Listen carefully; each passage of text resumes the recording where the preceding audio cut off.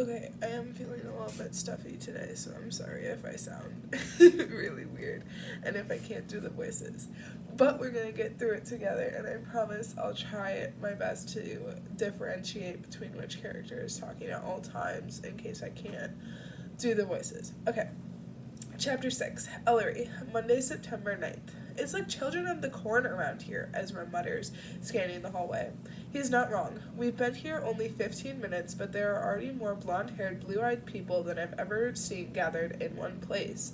Even the building Echo Ridge High is housed in has a certain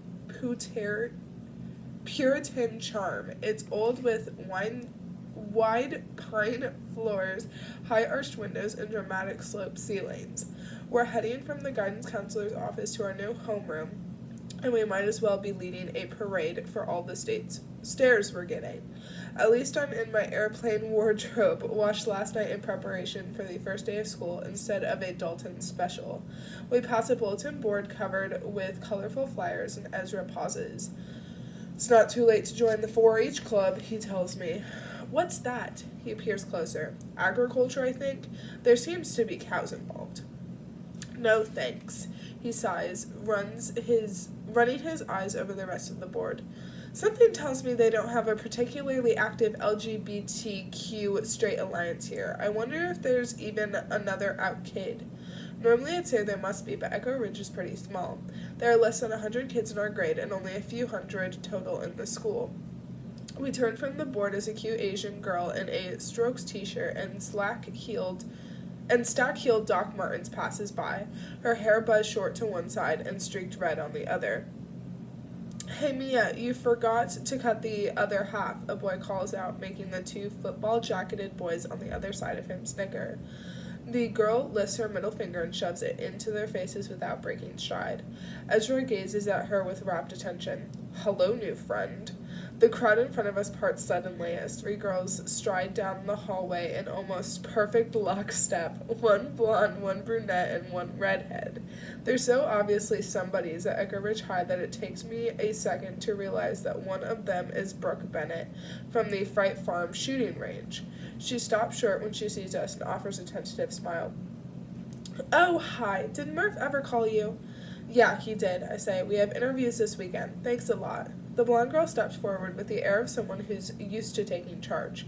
She's wearing a sexy, preppy outfit. Collared shirt under a tight sweater, plaid miniskirt, and high-heeled booties. Hi, you're the Kikoran twins, aren't you? Ezra and I nod. We've gotten used to our sudden notoriety. Yesterday, while I was grocery shopping with Nana, a cashier I'd never seen before said, Hello, Nora and Ellery, as we were checking out. Then she asked me questions about California the entire time she was bagging our groceries. Now the blonde girl tilts her head at us. We've heard all about you. She stops there, but the tone of her voice says, and when I say all, I mean the one-night stand father, the failed acting career, the jewelry store accident, the rehab, all of it. It's kind of impressive how much subtext she managed to pack into one tiny word. I'm Katrin Nielsen. I guess you've met Brooke, and this is Viv. She points to the red-haired girl on her left. I should have known. I've heard the Nielsen name constantly since I got to Echo Ridge, and this girl has town royalty written all over her. She's not as pretty as Brooke, but somehow she's much more striking with crystal blue eyes that remind me of a Siamese cat's. We all murmur hellos. Sorry. Oh God. Okay, we all murmur hellos and it feels like some sort of uncomfortable audition. Probably because of the assessing look Katrin keeps giving Ezra and me, as though she's weighing whether we're worth her continued time and attention. Most of the hallway is only pretending to be busy with their lockers while they wait for her verdict. Then the bell rings and she smiles. Come find us at lunch. We sit at the back table next to the biggest window. She turns away without waiting for an answer, blonde hair sweeping across her shoulders. Ezra watches them leave with a bemused expression, then turns to me. I have a really strong feeling that on Wednesdays they wear pink. Ezra and I have most of the same classes that morning, except for right before lunch when I head to AP Calculus and Ezra goes to Geometry. Math isn't his strong suit, so I end up going to the cafeteria on my own. I make my way through the food line, assuming that he'll join me at any minute, but when I exit with a full tray, he's still nowhere in sight. I hesitate in front of the rows of rectangular tables, searching the sea of unfamiliar faces, when my name rings out in a clear, commanding voice. Ellery! I look up and spot Katrin with her arm in the air. Her hand makes a beckoning motion. I'm being summoned. It feels as though the entire room is watching me make my way to the back of the cafeteria. Probably because they are. There's a giant poster on the wall beside Katrin's window table, which I can read when I'm less than halfway there. Save the date. Homecoming is October 5th. Vote now for your king and queen. When I reach Katrin and her friends, the red-headed girl, Viv, shifts to make room on the bench. I put my tray down and slide it next to her across from Katrin. Hi, Katrin said, her blue cat's eyes scanning me up and down. If I have to dress in clothes from Dalton's tomorrow, she's definitely going to notice. Where's your brother? I seem to have misplaced him, I say, but he always turns up eventually. I'll keep an eye out for him, Katrin says. She digs one pale pink nail into an orange and tears off a chunk of the peel, adding, So we're all super curious about you guys. We haven't had a new kid since... She scrunches her face. I don't know, 7th grade maybe? Viv straightens her shoulders. She's small and sharp-featured, wearing bright red lipstick that goes surprisingly well with her hair. Yes, that was me. Was it? Oh, right. Such a happy day. Katrin smiles distractedly, still focused on me. But moving to middle school is one thing. Senior year is rough, especially when everything is so new. How do you like living with your grandmother? At least she didn't ask like the grocery store cashier yesterday if I'd left a Hollywood hottie behind. The answer to that is no, by the way. I haven't had a date in 8 months. Not that I'm counting. It's all right, I tell Katrin, sliding my eyes toward Brooke. Other than a muted hello when I sat down, she's been totally silent. A little quiet, though. What do you guys do around here for fun? I'm hoping to draw Brooke into the conversation, but it's Katrin who answers. Well, we're cheerleaders, she says, waving a hand between her and Brooke. That takes up a lot of time in the fall, and our boyfriends play football. Her eyes drift a few tables away where a blond boy is setting down his tray. The entire table is a sea of purple and white athletic jackets.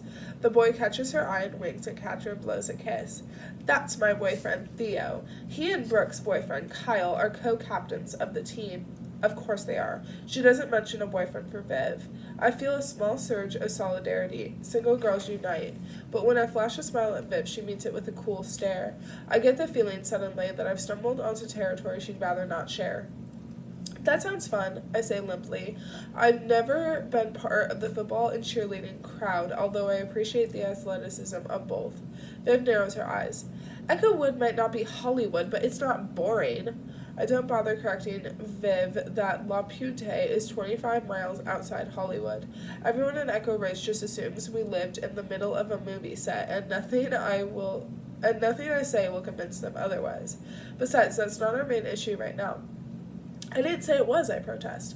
I mean, I can tell already there's a lot going on around here. Viv looks unconvinced, but it's Brooke who finally speaks up. None of it good, she says flatly. Her eyes are shiny as she turns toward me, and she looks like she's in desperate need of a full night's sleep. Your grandmother, found Mr. Bowman, didn't she? I nod, and tears begin to spill down her pale cheeks. Katrin swallows a piece of orange and bats Brooke's arm. You have to stop talking about it, Brooke. You keep getting worked up. Viv heaves a dramatic sigh. It's been an awful week. First Mr. Bowman, then all that vandalism cropping up around town.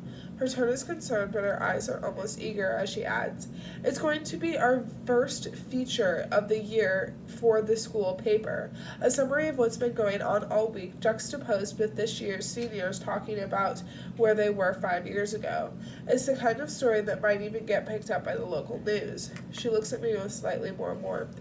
I should interview you. You found the graffiti at the cultural center, didn't you? You and Malcolm? Yeah, I say. It was awful, but not nearly as awful as the cemetery. That made me sick when I heard about it, especially when I tried to imagine how the kill-deaths must feel. The whole thing is horrible, Viv agrees, turning toward Katrin and Brooke.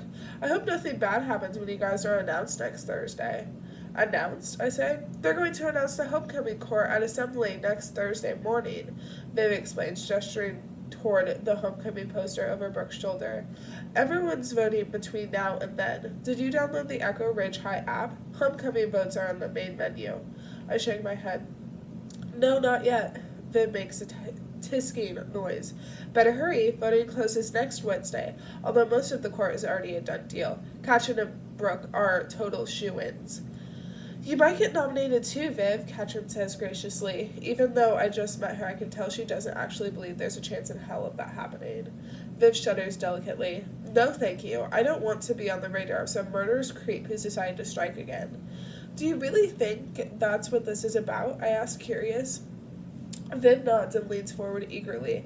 I've been thinking about the vandalism almost nonstop for the past couple of days, and I'm dying to share theories, even with Viv. Interesting.